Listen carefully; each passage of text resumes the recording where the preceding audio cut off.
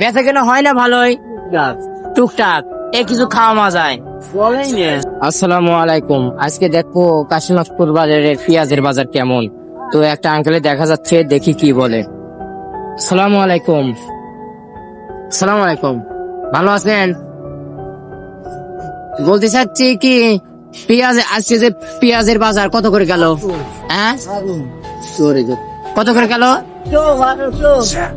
আপনি কত করে কেজি বিক্রি করতেছেন? খারাপ পিস। মরিচ কত করে বেচতেছেন? 30 টাকা কেজি মরিচ। আপনার কাছে কি কি আছে?